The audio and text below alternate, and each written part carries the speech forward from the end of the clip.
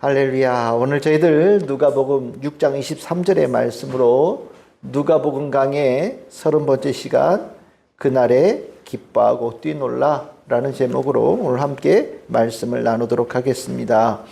오늘 우리 지난번 시간에 이어서 예수님의 평지 수훈 네 번째 복에 이어진 말씀을 오늘 함께 나누고자 합니다.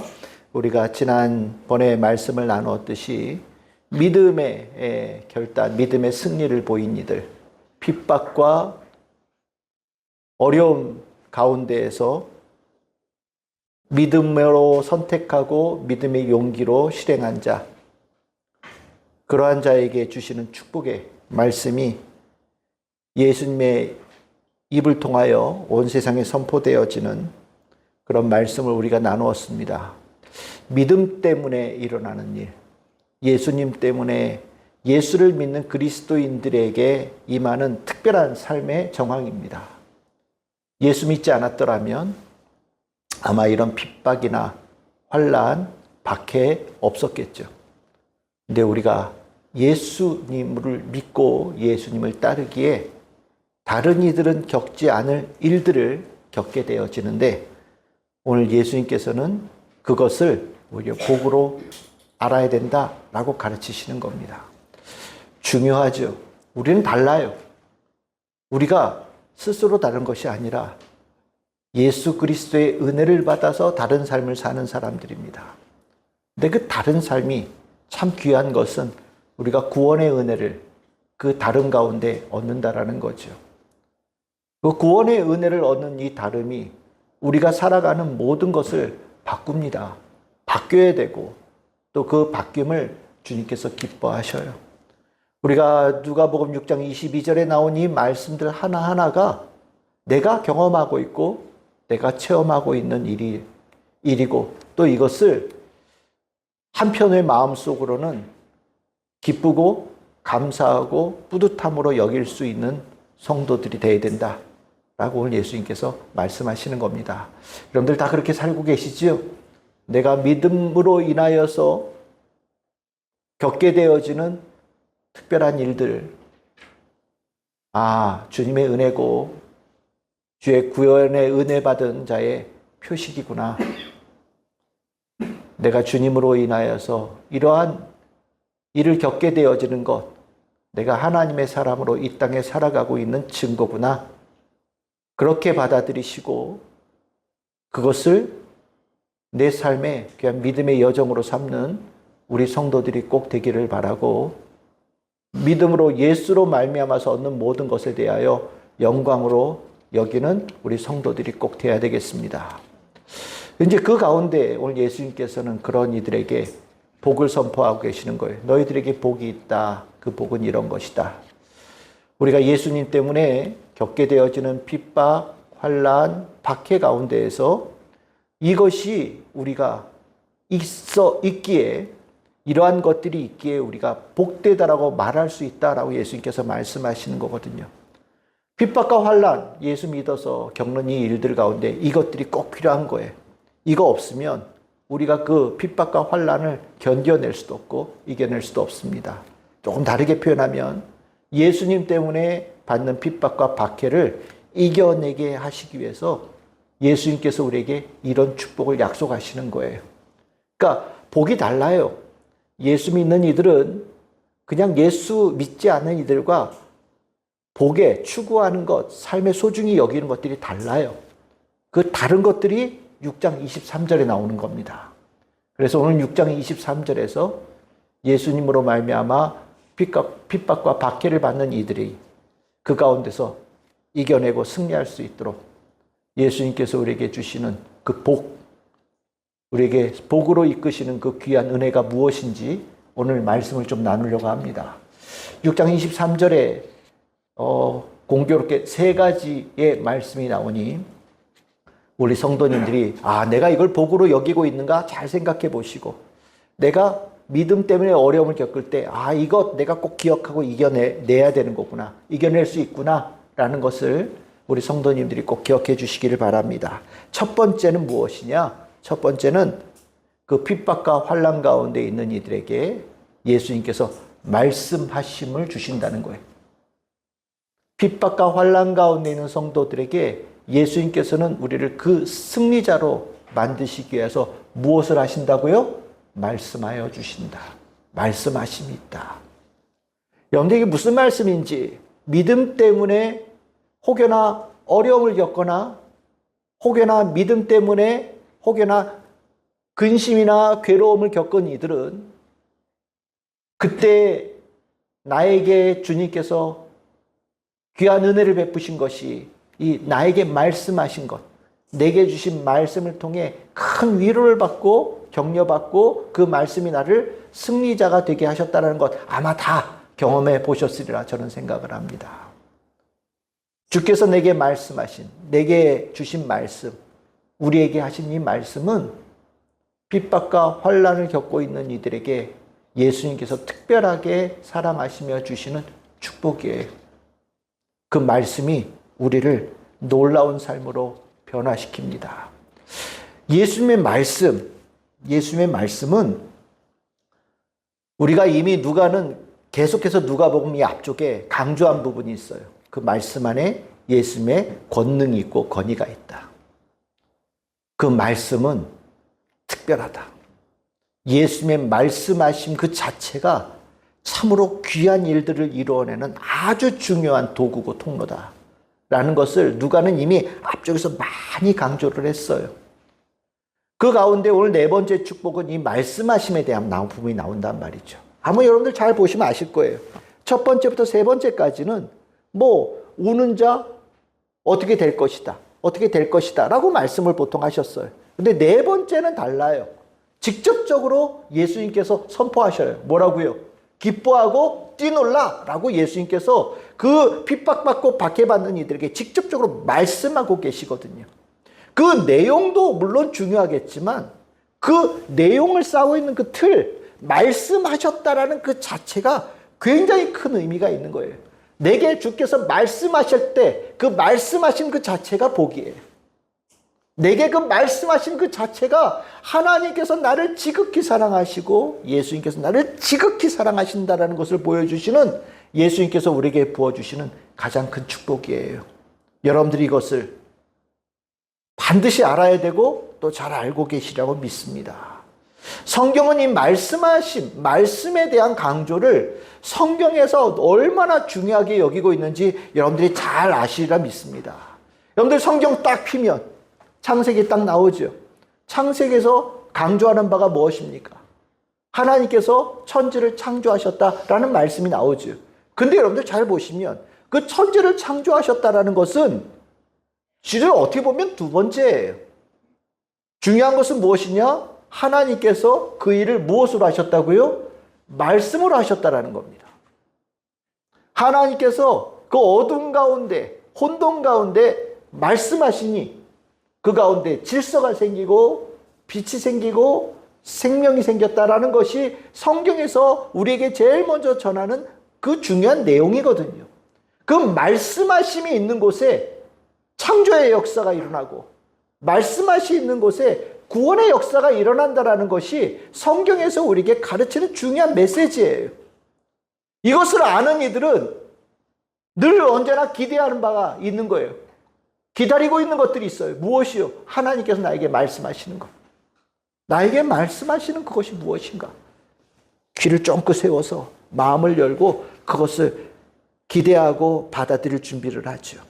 그리고 그 말씀이 내 안에 주께서 나에게 말씀하실 때 그 말씀의 소중한 그 보물을 붙잡고 축복을 붙잡고 힘을 내어서 하나님께서 나에게 허락하신 삶의 자리로 가는 거예요.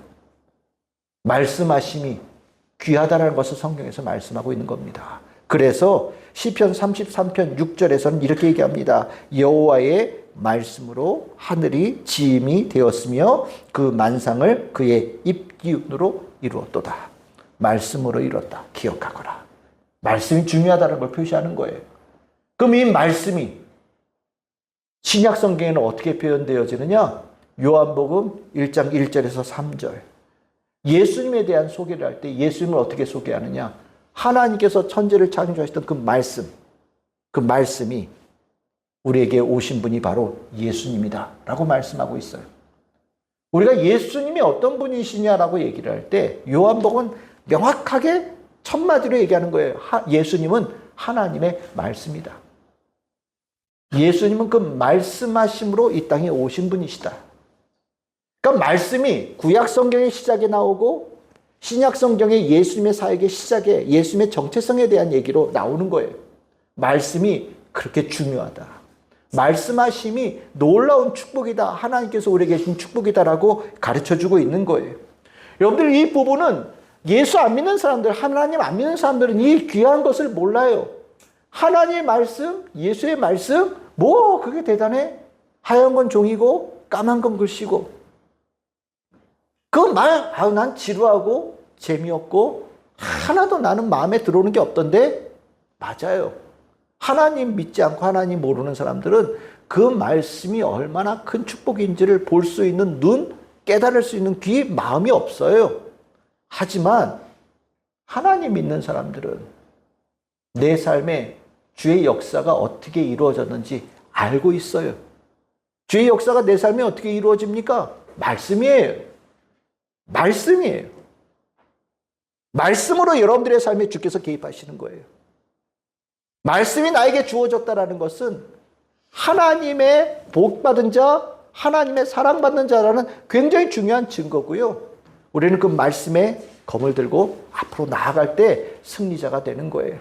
오늘 예수님께서 말씀하시죠. 핍박과 박해를 받고 있는, 예수님으로 말미암아 핍박과 박해를 받고 있는 자들에게 예수님께서는 지금 말씀하심을 하시는 거예요. 뭐라고요? 너희들에게 복이 있도다. 너희들에게 기쁨이 있을지어다 라고 주님께서 말씀하신다라는 거예요. 핍박받는 자들에게 주님께서 그 말씀하심의 역사가 일어날 때 핍박과 박해로 그 기쁨이 사그러지고 옅어져 가는 그들에게 놀라운 반전의 역사가 일어난다라는 거죠. 그 말씀하심이 있는 그 자리에 창조의 역사, 없던 것이 있게 되어지는 역사, 혼돈이 떠나가고 질서가 일어나는 역사가 임하는 은혜가 있다라고 우리에게 가르쳐 주는 겁니다. 그래서 우리는 이 하나님께서 나에게 말씀하시는 것에 대해서 늘 언제나 소중하게 여기고 살아가는 그리스도인들이 되어야 돼요. 하나님의 말씀하심 안에 있는 복을 우리가 이해하지 못한다면 예수님 때문에 핍박과 박해가 올 때 100이면 100 다 쓰러집니다.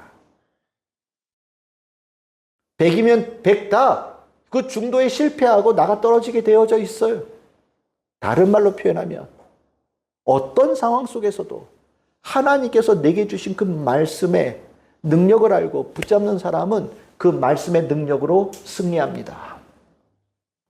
말씀의 중요함은 여러분들이 잘 아실 거라 생각이 들어요. 우리가 형편이 어려울수록 더 말씀에 깊이 가야 되고 하나님의 말씀에 귀 기울이는 거 당연해야 되는 겁니다. 내 마음이 무너질 때 내 마음을 다시 일으켜 줄 수 있는 것은 하나님의 말씀밖에 없어요. 내가 그 말씀을 붙잡을 때 그 말씀의 능력이 나의 허물어진 인생을 다시 세워줍니다. 핍박과 박해 가운데 있는 이들에게도 예수님께서는 말씀하심으로 핍박과 박해에서 넘어져가는 이들을 세워주신다라는 거죠. 여러분들은 이 말씀 알고 계시지요? 나에게 주신 이 말씀하심의 능력을 알고 계시지요? 여러분들에게 주신 이 말씀하심이 얼마나 귀한지 여러분들 잘 붙들고 소중히 여기며 살고 계시지요? 이거 아셔야 돼요. 말씀의 소중함을 모르면 하나님 모르는 겁니다. 예수님 모르는 겁니다. 우리 참 즐거운 교회 성도들이 나에게 하나님의 말씀하심이 있음이 내 인생의 가장 큰 복이구나 확신하며 힘차게 믿음으로 나아가는 우리 성도들 다 되시기를 축복합니다. 두 번째로 이 믿음과 박해, 예수로 말미암아서 믿음과 핍박과 박해 가운데 있는 이들에게 그것을 이겨내라고 주시는 축복은 무엇이냐? 예수님 그분의 임재하심이에요. 함께하심이에요. 우리가 보통 임마누엘이라고 표현하죠. 우리가 핍박과 박해를 받는 이들에게 예수님께서 복이 있다라고 말씀하시면 우리는 어떻게 생각하냐면, 이게 잘못 생각하면 그렇게 고생했다고 뭔가 하나님께서 내 주머니에다 뚝하게 채워주시려나 보다. 뭐가 생길까? 이런 생각을 가질 때가 있어요. 우리가 복 그러면 우리 지난번에도 한번 말씀드렸죠. 우리가 보편적으로 생각하는 복이 있단 말이에요. 사람들이 보통 생각하는 복이요. 뭐 돈이 좀 많아진다든지, 뭐 명성이 높아지고, 뭐 힘이 좀 더 생기고, 뭐 여러 가지 내가 원하는 것들을 이루어가고, 내가 원하는 거 내가 얻을 수 있고, 뭐 이런 것들 우리가 복이라고 보통 생각한단 말이에요. 그런데 예수 믿는 자들에게는 복의 초점이 완전히 바뀌어요. 그것들은 복이라고 얘기할 수 있지만 복 그 아래에 있는 복이에요. 예수 믿으면서 알게 되어지는 복은 하나님 그분이 복이고요. 예수님 그분이 복이에요. 하나님이 나와 함께 하심이 복이고요. 예수님께서 나와 함께 하심이 복이고 성령께서 내 안에 함께 하셔서 충만하심이 복이에요. 우리는 그때 가장 기뻐하는 거예요. 가장 기뻐하는 그 포인트가 달라지는 거예요. 주머니 얼마가 좀 더 생겼다고 기뻐하는 것, 전에는 그게 최고의 기쁨으로 여겼을지 모르지만 예수 믿고 난 다음에는 예수님이 내 안에 충만할 때 가장 기뻐요. 핍박과 환난을 겪으면서 돈이 해결할 수 있습니까? 핍박과 환난을 겪으면서 내가 가진 세상의 권력이 그것을 내가 넘어갈 수 있습니까? 내 육체의 건강이 핍박과 환난을 이겨내는 힘의 근원이 됩니까? 다 안 되는 거예요. 핍박과 환난은 가볍지 않아요.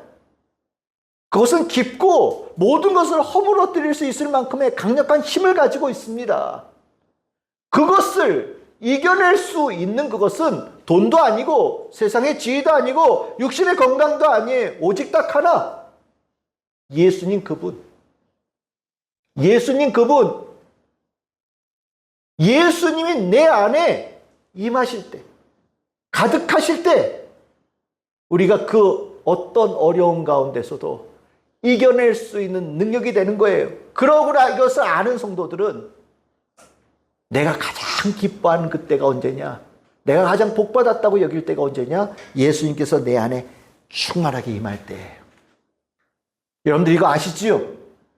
임마누엘의 예수님께서 나와 함께 하심을 내가 느낄 때, 내가 알게 될 때, 성령께서 충만하심으로 내 삶에 함께 하심을 내가 체험할 때, 아, 내가 참으로 하나님께 복받은 자이구나 고백하고 하나님을 찬양하는 자가 되어지는 것, 이것이 예수 믿는 자에게 있는 중요한 표징이에요. 오늘 23절에 오늘 이렇게 보시면 중요한 한 단어가 여러분들 나옵니다. 그게 뭐냐? 뛰놀다라는 단어예요. 기뻐하고 뛰놀다. 이 뛰놀다라는 단어는 이렇게 여러분들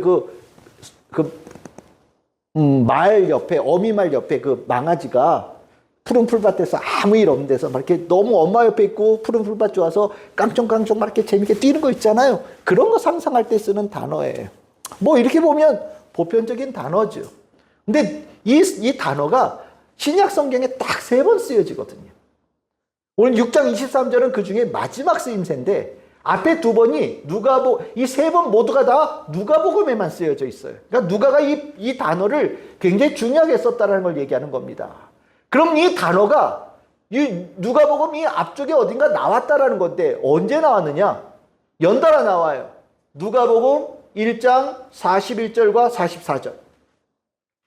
이 단어가 앞에 딱 2번 나와요. 여러분들이 상황이 어떠냐? 마리아가 복중에 예수님을 잉태한 상황에서 엘리사벳을 방문합니다. 근데 엘리사벳도 그 뱃속에 세례 요한을 잉태하고 있죠.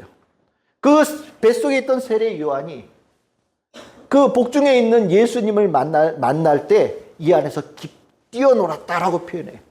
이 뛰어놀다라고 하는 것은 다른 게 아니에요.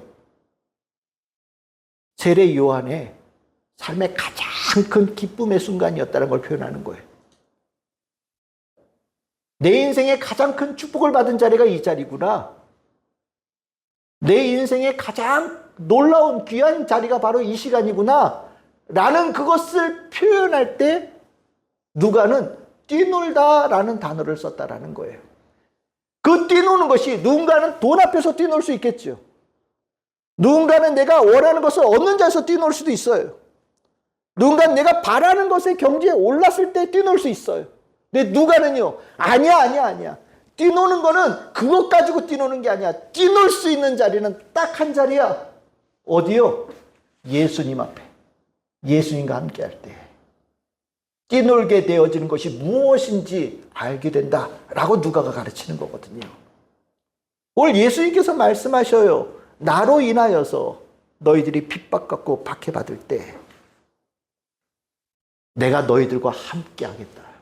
그럼 너희들이 핍박과 박해받으면서 쓰러지고 넘어지고 아파했던 모든 것들이 사라지고 내 인생의 최고의 기쁨, 감사, 희열, 그 놀라운 감정을 주체하지 못하는 완전히 삶의 전환점이 너희들에게 일어날 것이다 라고 말씀하시는 거예요.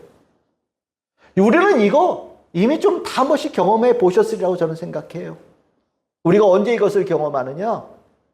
우리가 거듭남의 은혜를 받을 때, 중생의 은혜를 경험할 때, 이 기쁨이 내 안에 충만해지는 것이 무엇인지를 알죠. 아, 예수님께서 나를 너무너무 사랑하시는구나.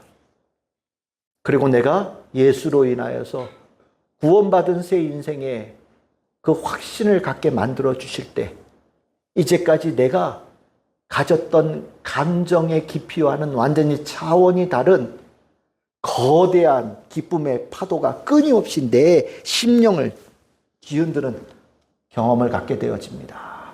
그때 그 주체할 수 없는 감정에서 누군가는 정말 주체할 수 없는 눈물이 막 흐르기도 하고, 누군가에게는 거친 파도가 다 잠잠해지고 완전히 잔잔해지는 고요한 그 평안함을 누리기도 하고, 내 인생에 지금까지 좌절과 근심과 걱정들이 막 짓눌려 있던 것들이 마치 폭탄 터지듯이 완전히 싹 사라져버리고 내 안에 완전히 주님께 주신 기쁨으로 충만한, 전에는 내가 어떻게 살까 걱정하고 힘들어하고 근심하는 것들이 내 삶에 꽉 눌려있던 것들이 완전히 사라지고, 내가 살아갈 이유, 살아갈 그 기쁨, 살아갈 목적들, 모든 것들에 힘을 얻는 그 하나님께서 힘을 공급해 주심을 경험하는 놀라운 일들을 경험하죠. 그것을 누가는 어떤 단어로 표현한다고요? 뛰논다라고 표현하는 거예요. 근데 오늘 예수님께서 내가 너희들, 나로 인하여서 핍박받고 박해받는 너희들을 내가 너희들 뛰놀게 해주겠다라고 약속하시는 거거든요. 결국 이 힘이 있어야 우리가 신앙생활하는 거예요. 이 힘을 알아야, 이것을 알아야 우리가 신앙생활하는 겁니다. 아, 목사님, 저는 산에 가면 그렇게 좋아요. 아, 저는 넓은 바다를 보면 그렇게 좋습니다. 이런 표현에 죄송해요. 나는요, 백화점 가서 명품이 쫙 깔려있는 거 보면 너무 좋아요. 좋지요. 좋을 수 있겠지요. 그런데 핍박과 환난 앞에서 그게 힘이 됩니까? 만약에 거기서 내가 위로받고 기쁨을 얻는다면 아직 예수님 모르는 거예요. 진짜 기쁨은 오직 예수로만 채워집니다. 그 뛰노는 것은 예수로만 가능한 거예요. 그것을 알고 나면 핍박과 환난이 완전히 내 삶에서 아무것도 아닌 것들이 되어지는 거거든요. 여러분들, 사도 바울이 항상 기뻐하라고 권면하잖아요. 그거 항상 기뻐하는 게 어떻게 가능해요? 다른 거 아니에요. 예수님께서 나와 함께 하심, 임재하심이 내 안에 임마누엘의 은혜를 내가 알고 살면 항상 기뻐하는 것이 저절로 되는 거예요. 내가 기뻐하기 위해서 뭘 하면 될까? 하루에 12번씩 찬양을 부르면 되나? 아, 기뻐하기 위해서 내가 좋은 얘기를 막 들으면 되나? 내가 기뻐하기 위해서 어떻게 내가 내 마음을 흡족한 것들을 찾아가야 되나? 기도를 2시간 하면 되나? 아니요. 더 근본적인 걸 얘기하면 되는 거예요. 임마누엘의 예수님께서 함께 하시면 항상 기뻐하는 거 가능해요. 이 반전을 알아야 되는 거죠. 그래서 이 반전에 대한 것을 구약 성경에 아주 인상적인 말씀이 나옵니다. 하박국 3장 17절 18절이에요. 우리 너무나도 잘 아는 거죠. 무화과 나무가 무성하지 못하고 포도나무에 열매가 없고 감람나무에 소출이 없고 밭에 먹을 것이 없고 우리의 양이 없고 외양간에 소가 없어요. 그럼 기뻐요? 안 기뻐요? 원래 상태로는 기쁠 수가 없어요. 그런데 하박국이 얘기합니다. 너희들 그래서 슬프냐? 아니야. 우리의 기쁨은 하나님께서 계시냐 안 계시냐에 나와 함께 하시냐 아니냐에 달려 있는 거야. 우리는 나의 구원의 하나님으로 말미암아 기뻐하고 즐거워하는 자다. 가르치는 거예요. 나는 너희들에게 이 신앙을 회복하기를 원한다라고 노래로 가르치는 겁니다. 우리가 이거 반드시 명심해야 돼요. 우리가 신앙생활 하면서 예수 없이 신앙생활하는 경우들이 있어요. 그리고 나니까 예수 믿는데 들락날락 들쑥날쑥 뭔가 아래로 내려갔다 올라갔다 요동을 쳐요. 뭐가 문제일까? 예수와 내가 하나 되어짐이 그 축복을 내가 소중히 여기지 못해서예요. 그래서 이거 아는 이들은 기도할 때마다 구하는 게 있습니다. 뭘 구할까요? 제가 성령 충만하기를 원합니다. 성령 충만이 가장 큰 복이에요. 그래서 기도할 때마다 구합니다. 주님, 제 삶에 성령님이 충만한 삶이 되기를 원합니다. 그러면 다 되는 거예요. 오늘 이 복을 우리 성도님들이 마음에 깊이 새기고 내가 이 신앙생활하면서 예수와 함께하는 이 축복을 임마누엘의 주님께서 나와 함께 하시는 이 축복을 성령의 축복을 깊이 마음에 새기시는 붙잡으시는 우리 모든 성도님들 되시기를 주님의 이름으로 축복합니다. 세 번째 축복이에요. 환난과 핍박. 예수님 때문에 그렇게 당하는 이들 승리하게 하시기 위해서 예수님께서 우리에게 가르쳐준 축복. 세 번째가 뭐냐? 하나님의 인정하심의 축복이에요. 하나님의 인정하심의 축복. 그것을 예수님께서 오늘 성경에 이렇게 표현합니다. 하늘에서 너희 상이 크다. 이렇게 표현하시는 거예요. 하늘에서 우리 아들 상이 크다라는 얘기는 하나님의 인정하심의 복이 하늘에 쌓이고 있다라는 얘기를 하는 거예요. 핍박과 환난에서 어떻게 믿음으로 그것을 이겨낼 수 있느냐? 내가 이 핍박과 환난 받는 이 모든 것 하나님은 알고 계셔. 내가 이 믿음의 여정을 가면서 살아가는데 이 어려움을 겪거나 힘든 과정을 지나간다는 것 하나님은 알고 계셔. 내가 이렇게 살아가고 믿음으로 승리하는 이것을 주님께서 지켜보고 계시고 기뻐하셔.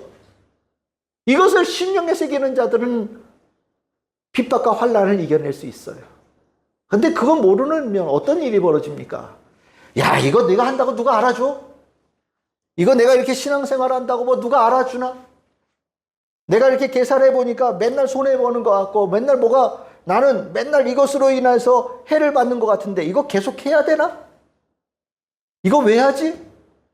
계산이 돌아가기 시작하면 반드시 마이너스처럼 보이거든요. 그러니까 어떻게 됩니까? 하늘에도 빨리 손 터는 게 빠른 거야. 빨리 끝내는 게 나은 거야. 거기 깊이 더 들어가면 좋을 거 하나도 없어. 그냥 대강 혼나지 않을 정도에서 신앙생활하면 되는 거지. 라는 착각을 갖게 되어져요. 하나만 알고 둘은 모르는 거예요. 내가 여기서 믿음 때문에 혹여나 손해보는 게 있어요? 내가 예수님 때문에 혹여나 어려움을 겪는 게 있어요? 물론 그것이 내 삶의 인간적인 눈으로 볼 때 좀 손해가 되어지는 부분이 보일지 모르겠지만 아니에요. 하나님의 계산법은 달라요. 하나님이 지켜보고 계셔요. 하나님의 백성은 하나님이 지켜보고 계셔요. 그리고 하나님께서는 우리의 그것에 하나님께서 은혜로 이미 준비하고 계셔요. 예수님께서는 그것을 상이라고 표현하시는데 우리는 상을 바라고 하는 건 아니에요. 우리가 구원을 받을 때도 은혜로 받은 거잖아요. 실은 우리가 믿음 생활하는 모든 것들은 이미 받은 은혜, 받은 축복을 주님께 영광을 돌리는 과정이거든요. 그 가운데 받은 것 이만큼인데 간혹가다 요만큼 손해보거나 약간 어려움을 겪는 경우들이 생길 수 있어요. 하지만 그건 이미 주님께 받은 것에 비하면 아무것도 아니에요.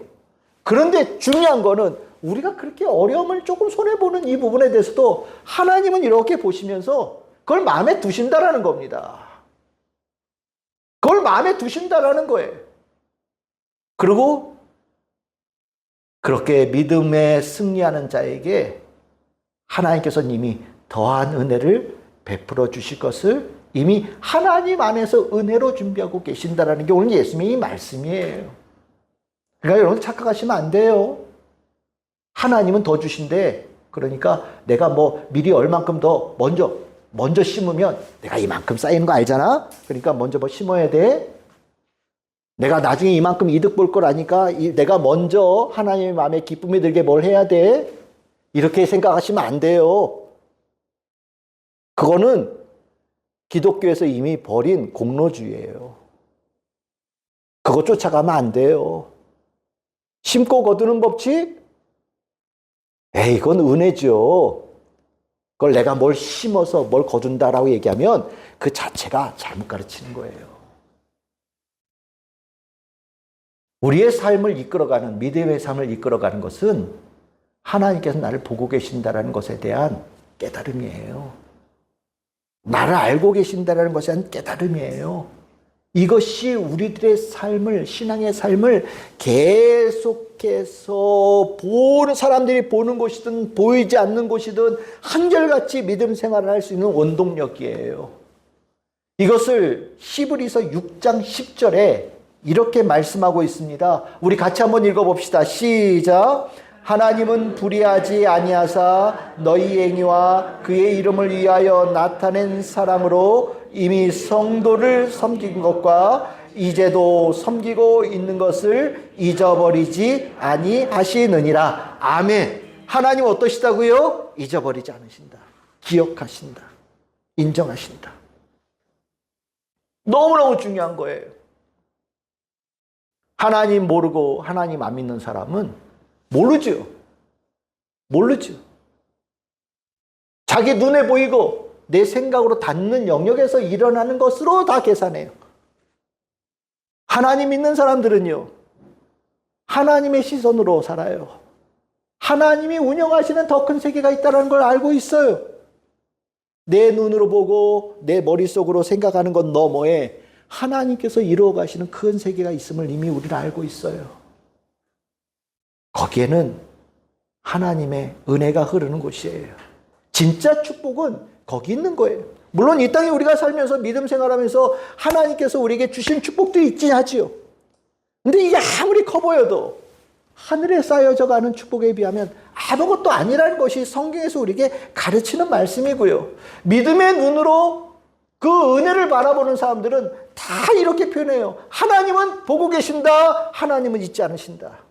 하나님께서 더한 축복으로 이미 은혜를 쌓아놓고 계신다. 성경에서 우리에게 가르치는 축복이에요. 사람들은 모를 수 있어요. 근데 하나님은 아셔요. 하나님은 기억하셔요. 이것이 우리가 참으로 우리 땅에서 어려움 속에서도 믿음으로 더 힘을 내어 나아가게 되는 굉장히 중요한 원동력이 되는 겁니다. 그래서 사도 바울이 로마서 8장 18절에서 이렇게 말합니다. 생각하건대 현재의 고난은 장차 우리에게 나타날 영광과 비교할 수 없도다. 같은 말씀이에요. 같은 말씀이에요. 하늘에 너 이상이 크다라는 예수님 말씀과 같은 말씀이에요. 여러분들 이거 알고 계시죠? 여러분들의 이 믿음의 생활에 주님께서 지켜보고 계신다면 여러분들 알고 계시지요? 여러분들의 믿음의 여정을 주님께서 기억하고 계신다는 거 여러분들 알고 계시지요? 이거 아셔야 돼요. 이거 아셔야 돼요. 그러면 헛짓 안 해요. 이거 알면 이상한 짓 안 해요. 근데 이거를 잊어버릴 수 없는 이것을 잊어버리는 경우들이 있는 것 같아요. 그러니까 자꾸 헛짓해요. 믿음의 사람들이 헛짓하고 믿음의 지도자들이 헛짓해요.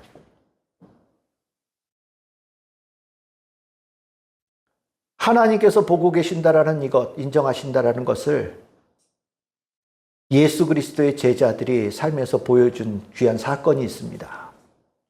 사도행전 5장에 나오는 사건이에요. 사도들이 복음을 전했습니다. 유대교 지도자들이 볼 때 얼마나 미워요. 예수 그리스도의 복음 전하니. 잡아들여서 옥에 가뒀어요.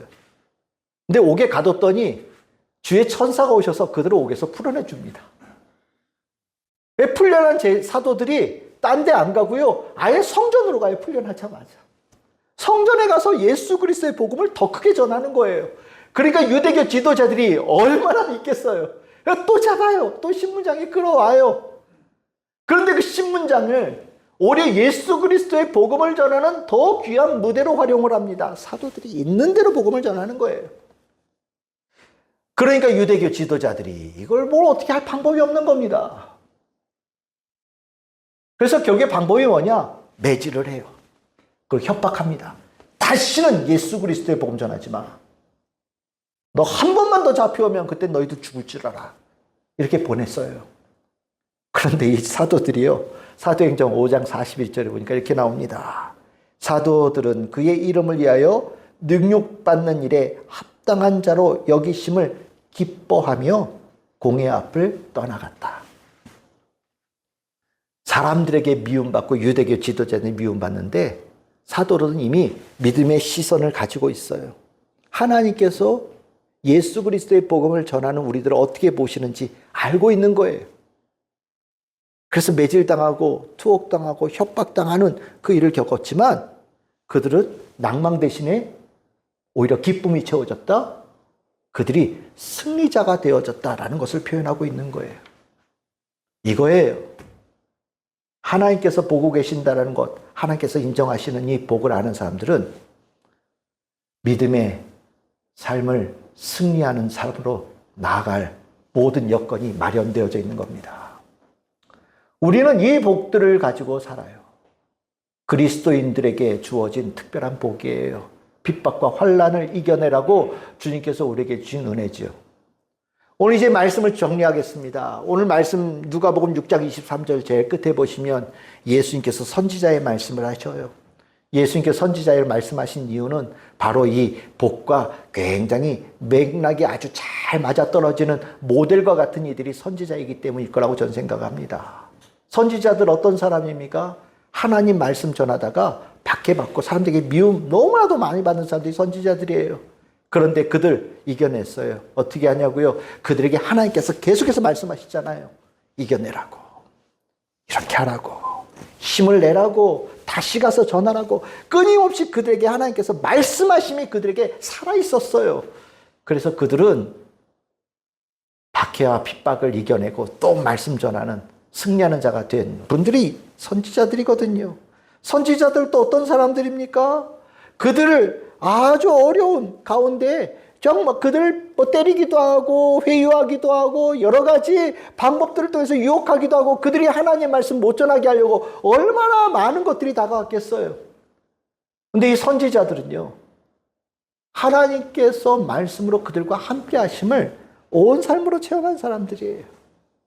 낙마하고 어려운 일이 있을지라도 하나님께서 내가 너와 함께한다, 내가 너와 함께 간다라는 이 강한 하나님의 인자심 임마누엘의 이 신앙이 그들의 속에 있어서 다음날 아침 다시 일어나서 달려가는 승리하는 자가 될 수 있던 사람들이 선지자들이거든요.